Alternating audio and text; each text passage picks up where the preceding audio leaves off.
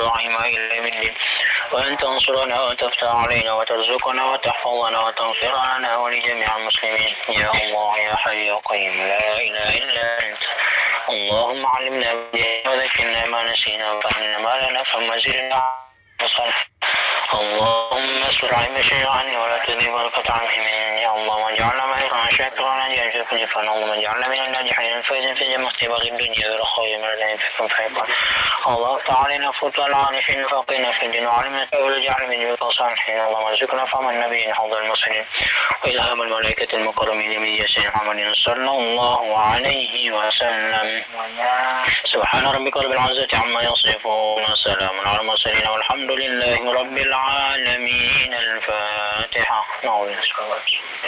السلام عليكم ورحمة الله وبركاته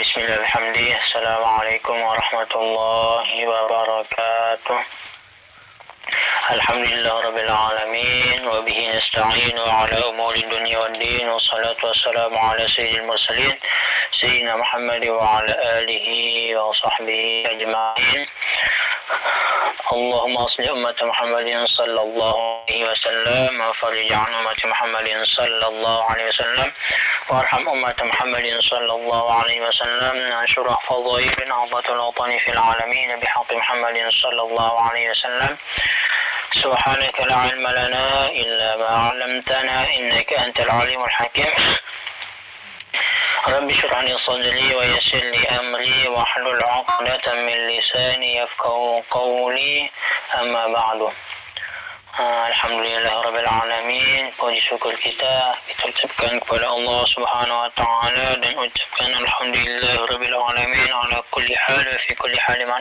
ni'matin. Kita bersyukur kepada Allah Subhanahu Wa Taala atas segala limpahan karunia nikmatnya kepada kita semua sehingga kita masih bisa melanjutkan aktivitas kita, melanjutkan kelasnya kita. Saya lupa soal ini Malaysia ya. Terima kasih. Semoga Allah Subhanahu Wa Taala menjadikan apa yang akan kita lakukan ini sebagai terus amal ibadah untuk kita semua, insyaallah, dan diberikan pemahaman kita, ilmu yang barakah kepada kita semua, dijadikan keberkahan bagi kehidupan kita, amin ya rabbal alamin. Kemudian salawat beserta salam tak lupa pula kita haturkan kepada junjungan alam Nabi kita, Nabi besar Muhammad sallallahu alaihi wasallam, di mana diutus oleh Allah Subhanahu wa taala membawa risalah agama Islam yang termuat di dalamnya termasuk fikih-fikih macam mana kita beribadah kepada Allah Subhanahu wa taala serta mengenal Allah Subhanahu wa taala, di mana ibadahnya kita itu kita tujukan untuk mencari ridha Allah Subhanahu wa taala. Semoga kita semua mendapatkan syafaat beliau kelak di yaumil qiyamah. Amin amin ya rabbal alamin. Ya baiklah, maaf sekali lagi saya dan saya tadi di chat itu buat apa namanya? Tadi malam ya. Tadi ya kayaknya. Untuk buat Zoom gitu. Tapi saya lupa sebab tadi saya gilirannya saya buat apa nih, beli makanan sarapan untuk kawan-kawan ke sini, lepas itu bersihkan semuanya, terus ada kerja buat daftar sesuatu, lepas itu saya bantu saya buat angkat barang dia mau musafir lah macam tu, barulah kita bisa sekarang mulaikan kelasnya kita. Saya mohon maaf sebesar-besarnya terlebih dahulu kepada kawan-kawan semua. Terima kasih sudah menantikan, kita bersabar untuk menantikan kelasnya kita. Okey, kita baik, kita mulaikan saja. Kita kemarin dah masuk pada bab apa namanya, bab tayamum ya. Tayamum kita dah bahas apa itu tayamum. Tayamum itu seperti apa syarat-syaratnya sudah kita bahas juga. Tayamum itu adalah sebagai pengganti daripada wudu kita ataupun mandinya kita. Sebagai pengganti daripada wudu ataupun mandinya kita. mandinya kita apabila tak ada air ataupun ada uzur. Yang mana uzur itu adalah ada halangan yang tidak bisa kita hadapi ya, macam misal kita sakit ke, atau kita dah pernah cari air tak ketemu, atau ada luka yang kalau dia terkena air kita bisa lebih sakit lagi, maka itu yang kita diperbolehkan bertayamum seperti itu. Atau air itu sisanya tinggal sisa untuk kita minum saja. Kalau kita gunakan untuk berwudu, kita tak mampu tak punya persediaan air yang itu bisa memodalkan bagi kita semua juga. Dan kalau ada air kita dah cari, cuman kita beli ke orang itu cuma mahal macam tu, kita tak mampu nak beli, maka boleh kita bertayamum. Itu katanya tadi. Dan fardu tayamum itu sudah saya terangkan juga. Fardu tayamum atau rukun-rukun tayamum itu pertama niat, lepas tu kita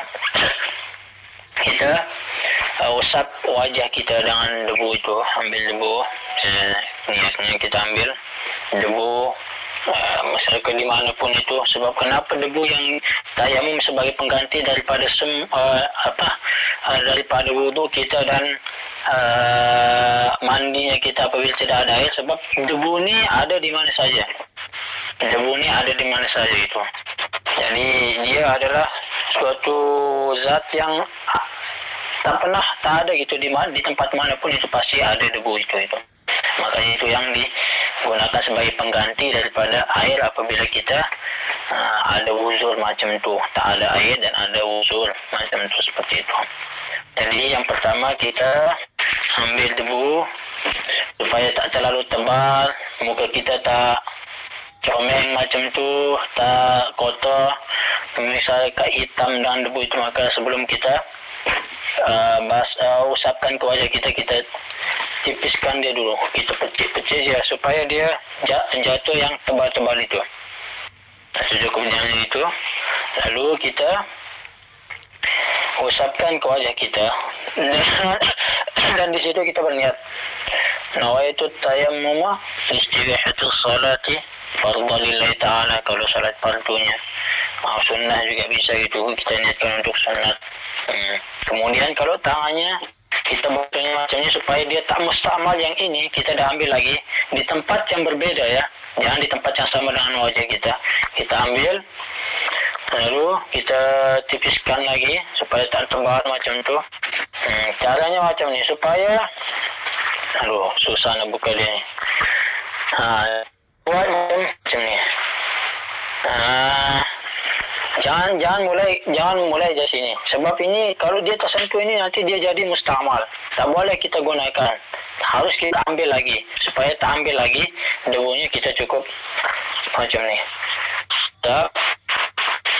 Sampai dengan siku-siku baru nampak tak segini. Nah ini jangan dia kena.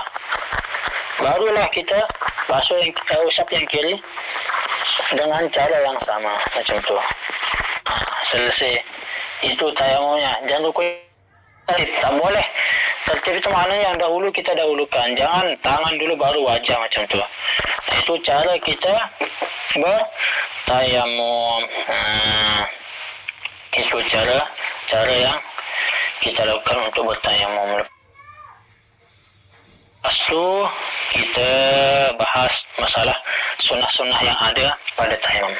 Bismillahirrahmanirrahim.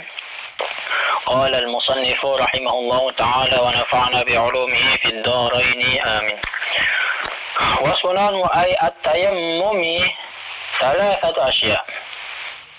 بعض نسخ المتن ثلاث خصال. Jadi sunnahnya tayamum itu ada 3 perkara yang dalam sebagian redaksi digunakan bahasa, maksudnya ini kalau dalam bahasanya itu ada yang mengatakan salah satu asya, ada yang mengatakan salah satu khisalin gitu. 3 khisal sama maknanya. Yang pertama sunnahnya itu adalah at-tasmiyatu wa taqdimul yumna. At-taqdimul yumna yaitu membaca basmalah, kemudian mendahulukan bagian yang kanan dari kedua tangan sebelum bagian tangan yang kiri. Alal yusra minhuma wa taqdimu al-wajhi ala asfalihi, dan mendahulukan wajah bagian atas macam ni, wajah bagian atas didahulukan. Itu sunnahnya. Jangan mulai dari bawah. Itu boleh, cuman lebih disunnahkan itu kita dari atas wajah kita. Terus kalau tangan, mulai dari tangan yang kanan, baru lepas tu kita usapkan ke tangan kita yang kiri. Faham tak ni? Wal muwalah wa sabaqa ma'na fil wudu'i. Dan muwalah maknanya telah dijelaskan di dalam bab wudu. Makna muwalah itu jangan kita tunggu waktu yang lama, jeda waktu yang lama antara kita mengusap wajah kita dengan mengusap tangan kita. Kita usap dia. Lalu kita tunggu 1 jam, 2 jam, jangan macam tu. Tapi langsung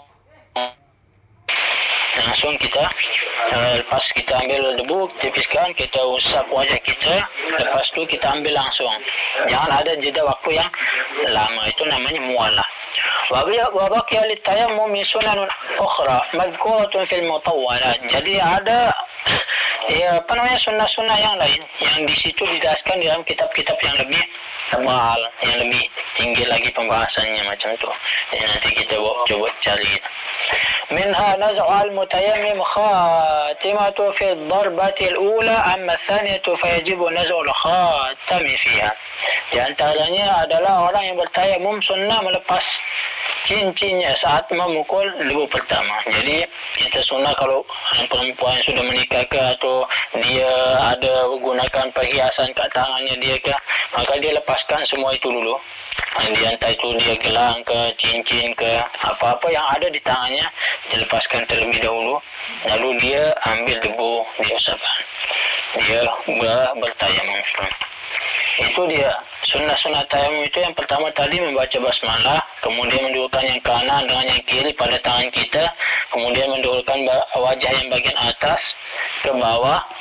Baru yang ketiga adalah mualah, yaitu dia disunahkan kita jeda waktunya itu tak ada jeda lah, kita langsung itu. Itu sunnahnya. Boleh ada jeda lama, tapi alangkah baiknya kita langsung antara wajah dengan tangan itu tak ada jarak waktu yang lama untuk membasuhnya. Kemudian kita membahas tentang apa-apa yang membatalkan tayamum. Walladhi yubtilu tayammum thalathata asya. Jadi ada 3 hal yang membatalkan tayamum itu. Seperti wudu itu. Ahad wa kullu ma abtala al-wudu'a. Yang pertama itu adalah segala hal yang bisa membatalkan wudu. Jadi apa-apa yang membatalkan wudu itu juga membatalkan tayamumnya kita. Seperti kita terkentut ke, kita tidur ke, kita bersentuhan ke dengan yang bukan mahramnya kita ke, kemudian kita melakukan hubungan dan sebagainya dengan yang suami isteri, kemudian dia dia pingsan ke, itu yang membatalkan wudu seperti itu. Atau keluar sesuatu daripada 2 kemaluannya depan dan belakang, kencing ke atau beraknya macam itu membatalkan wudu. Nah, itu juga membatalkan tayamum. Wa sabaqa bayanu fi asbabil hadath. Nah, sudah didahulukan pembahasannya itu pada pembahasan sebelumnya mengenai apa-apa yang membatalkan wudu. Nanti bisa didengar lagi rekamannya yang lepas tu. Famata kana mutayammiman thumma hadatha batala tayammumuhu. Sehingga ketika seorang dalam keadaan bertayamum kemudian hadas, maka tayamumnya batal. Hadas itu seperti dia sudah yang membatalkan itulah, seperti dia udah kencing ke atau berak ke macam itu, maka dia dalam keadaan dia berhadas. Hadas kecil ataupun hadas besar, atau dia bersentuhan, itu namanya dia juga berhadas. Kenapa? Karena saat itu wudunya tak ada. Apabila kita nak bersihkan hadas, jangan berwudu, itu hadas kecil. Kalau hadas besar, tentu dengan mandi wajib. Wa tsani ru'yatul ma'i wa fi ba'd an-nusakh wa wujudul ma'i fi ghairi waqti salati. Yang kedua ini adalah melihat air di selain waktu salat. Dalam sebagian redaksi menggunakan bahasa wujudnya air. Jadi maknanya adalah batal tayamum kita apabila nanti kita jumpa air.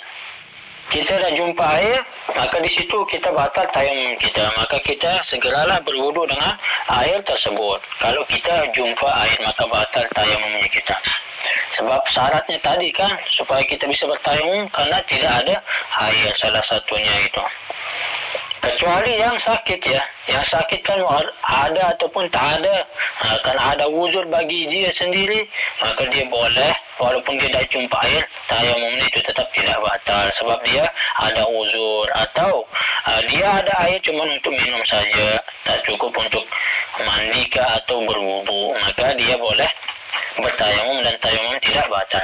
Faman tayammama li faqdil ma'i thumma ra'a al-ma'a aw tawahhamu qabla dukhuli fi salati batala tayammumuhu. Sehingga barang siapa melakukan tayamum kerana tak ada air, kemudian dia itu melihat atau menyangka ada air sebelum melakukan solat, maka tayamumnya batal. Artinya sebelum dia melakukan solat, dia laksanakan solat macam tu, maka dia jumpa air, batal tayamumnya, maka dia hendaklah mengambil wudu dengan air tersebut baru dia solat. Sama makna dengan yang tadi itu. فإن رأوا بعد دخوله فيها وكانت الصلاة مما لا يسقط فرضها بالتيمم كصلاة المقيم بطلت في الحال. Sehingga jika dia melihat air saat melakukan solat, dan solat yang dilakukan termasuk solat yang tidak gugur kewajibannya dengan tayamum, tetap wajib qada seperti solatnya orang yang mukim, maka seketika itu solatnya batal. Jadi maknanya jika seorang itu dia melakukan solat saat dia melihat air, saat dia melakukan solat mungkin tak ada yang datang ke dengan air itu, dan solat yang dilakukan termasuk solat yang tidak gugur kewajibannya dengan tayamum. Dengan tayamum kan dia sudah lihat tadi, tetap wajib jika ada solatnya itu, artinya nanti diulang solatnya orang seperti solatnya orang yang mukim, maka seketika itu solatnya batal. Aw mimma yasqutu farduha bitayammum ka salati musafirin fala tabtulu fardan kanat as-salatu aw naflan. Atau termasuk solat yang sudah gugur kewajibannya dengan tayamum seperti solatnya seorang yang musafir, macam tu dia ada di kendaraan, tak ada air dan sebagainya, gugur kewajiban dan cukup bertayamum kerana tak ada air, dan dia sedang berperjalanan, maka solatnya itu tidak batal. Artinya dia nanti ketika dia solat dia jumpa air, maka solatnya itu batal. Dia ambil air, kemudian dia berwudu dulu, kemudian dia solat lagi. Kalau dia sudah cukup dengan tayamum itu seperti orang yang dia sudah tak jumpa air, macam tu di dalam perjalanan, di atas kendaraan, misalnya di bis ada yang tak ada toiletnya atau tandasnya macam tu, maka dia tidak batal solatnya, solat fardu ataupun solat sunnahnya. Wa in kana tayammum asy-syakhsi lima radhi wa nahwihi thumma ra'a al-ma' fala athar li ru'yatihi bal tayammumu baqi bihali. Jadi jika seorang melakukan tayamum karena dia sakit macam tu seperti yang saya cakap tadi, atau sesamanya, kemudian ia melihat air, maka melihat air tidaklah berpengaruh apa-apa, artinya tidak membatalkan tayamumnya itu, karena sebab dia bukan dia boleh bertayamum bukan sebab dia tak jumpa air, tapi dalam keadaan dia sakit yang memungkinkan itu menyebabkan penyakitnya dia itu semakin parah apabila apabila dia itu menggunakan air atau disentuhkan kulitnya ke air macam itu, maka tayamum ini tetap sah. Wasalithu ar-riddatu wa hiya qat'ul Islam. Yang ketiga adalah murtad. Ini yang menyebabkan batal itu murtad juga. Murtad adalah memutuskan Islam. Artinya dia keluar dari agama Islam, maka tayamumnya batal juga. Bahkan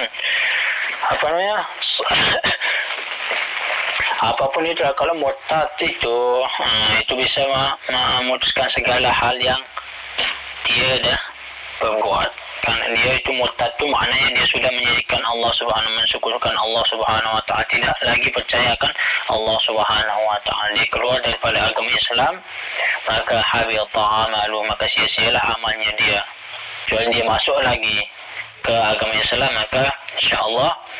Dan dia kalau dia murtad kemudian dia masuk Islam lagi, selama dia murtad itu solatnya wajib dia qada nanti ketika dia sudah masuk Islam kembali.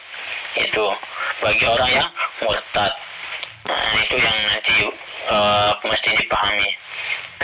Yakinkanlah kekuatan imannya kita kepada Allah Subhanahu wa taala, yang dimana kita bisa belajar tauhid untuk meningkatkan keimanan kita kepada Allah Subhanahu wa taala, keyakinan kita kepada Allah Subhanahu wa taala teguh keislamannya kita dengan mengetahui segala perkara-perkara yang diajarkan oleh baginda Rasulullah SAW, itu semuanya baik, tak ada yang memudaratkan bagi kita semua, itu semua menyelamatkan kita di dunia dan di akhirat.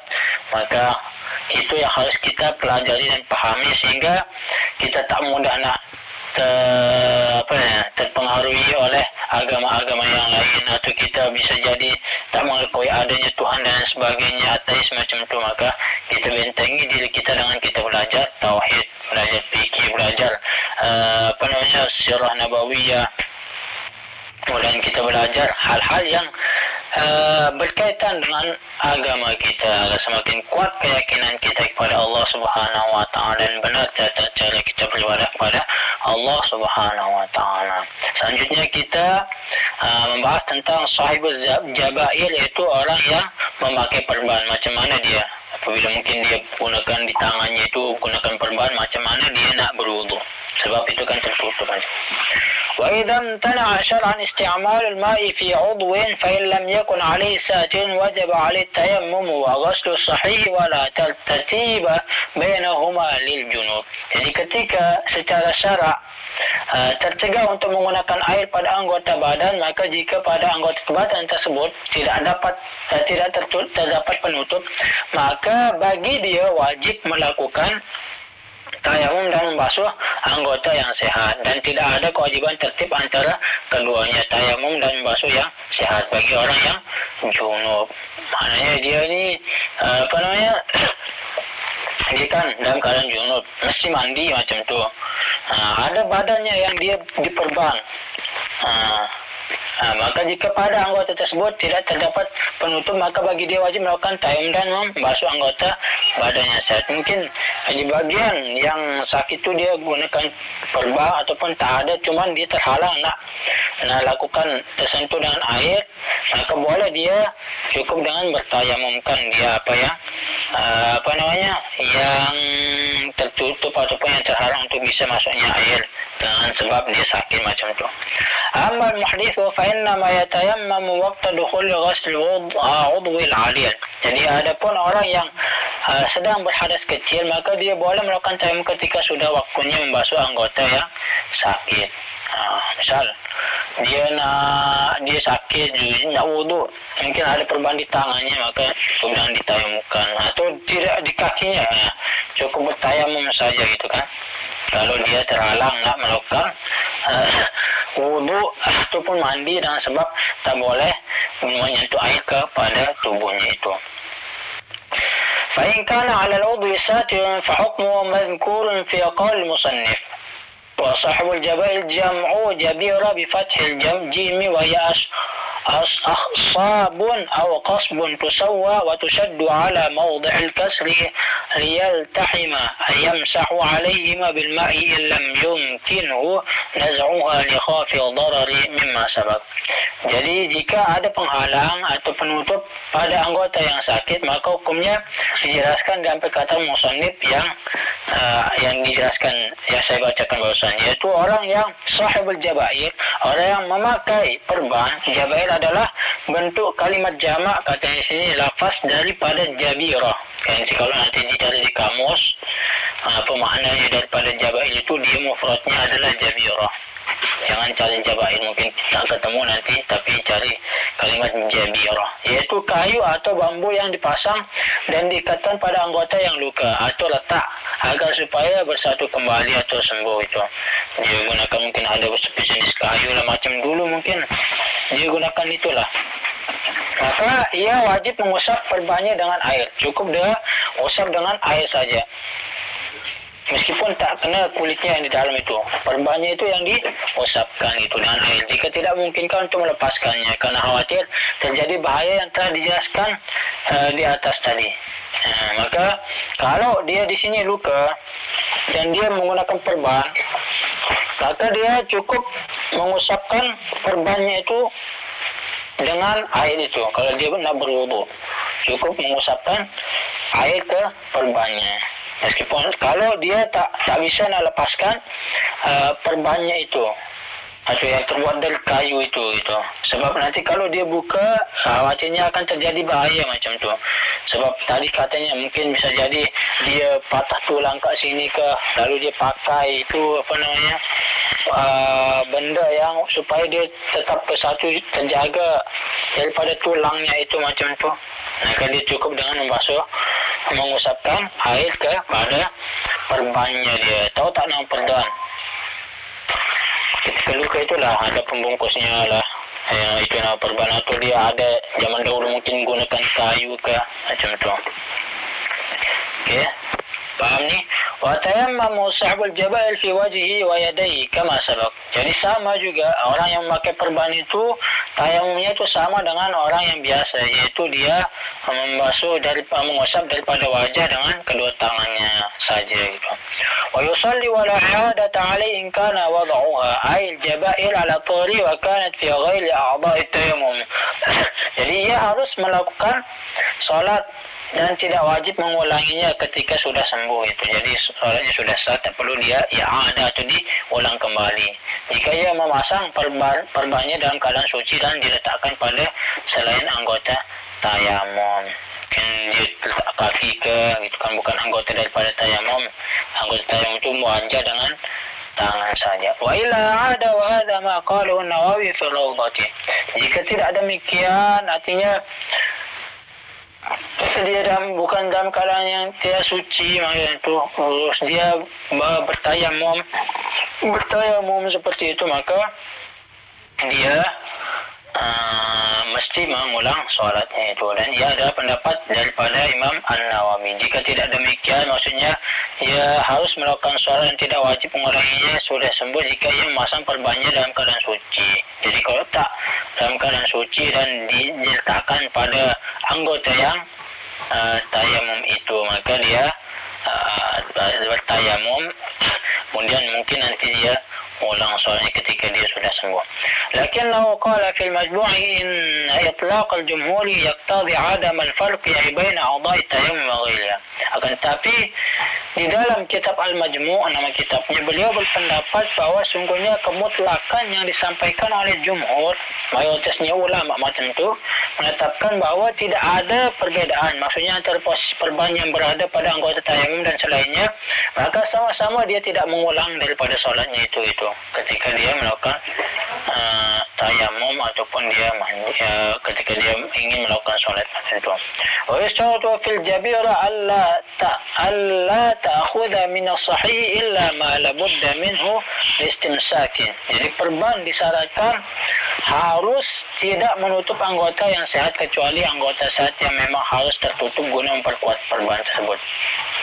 Ada tangan kita misalkan sini lukanya, tapi mesti kan kita nak guna perban, jadi yang sini tak luka. Jadi untuk memelekatkannya itu mesti dia kena yang ini.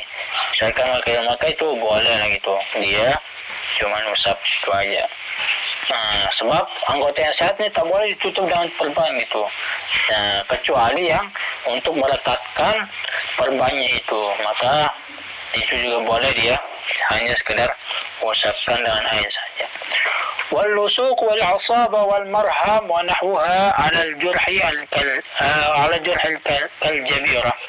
Jadi lusuk, isabah, murham sama yang terdapat pada luka hukumnya sama dengan jabira. Itu nama-nama sesuatu yang lusuk itu namanya sesuatu yang ditempelkan pada luka, baik itu berupa kain, kapas ataupun sesamanya, itu sama juga yang disebutkan tadi kan kayu. Nah ini bisa juga dengan berupa kain ataupun kapas ataupun sesamanya. Kemudian makna daripada wal-asaba itu adalah sesuatu yang diikatkan pada luka, baik berupa tali atau yang lainnya. Dan kalau yang makna daripada al-marham, marham itu maknanya adalah obat yang ditaburkan ke luka. Bisa mungkin kalau kita orang-orang dulu kat Lombok atau ke Indonesia, dia gunakan kopi macam tu, nak tambal dia, atau dia gunakan daun nak tutup dia punya luka. Itu boleh hanya sekadar usapkan air padanya itu. Kalau khawatir dia tak nanti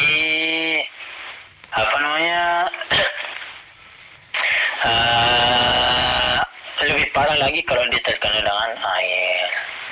Selanjutnya apa saja yang boleh dilakukan ketika dia melakukan tayamum itu? Yaitu tayammamu likulli fardha wa manzuratin fala yajma'u baina salatai fardhi bi tayammumin wahid wala baina tawafain wala baina salati wa tawafin wala baina jumu'atin wa khutbatiha. Jadi seorang harus melakukan tayamum setiap hendak melakukan suatu ibadah fardu. Jadi dan ibadah nazar macam tu. Nazar ini maknanya dia ada solat tawaf dan khutbah Jumaat. Itu. Mana daripada nazar ini dia ibadah nazar itu ibadah nazar seperti tadi digabungkan solat, tawaf dan khutbah Jumaat itu namanya nazar, sehingga ya tidak diperkenankan melakukan dua solat fardu. Jadi satu tayamum itu boleh kita gunakan untuk satu solat fardu. Kalau nak solat lagi, solat fardu lagi, solat wajib lagi, maka kita bertayamum kembali macam tu. Kemudian dua tawaf boleh dia makan. Tidak diperkenankan melakukan dua solat, dua tawaf. Jadi kalau setiap kali dia tawaf, maka dia mengambil tayamum lagi ataupun solat dan tawaf.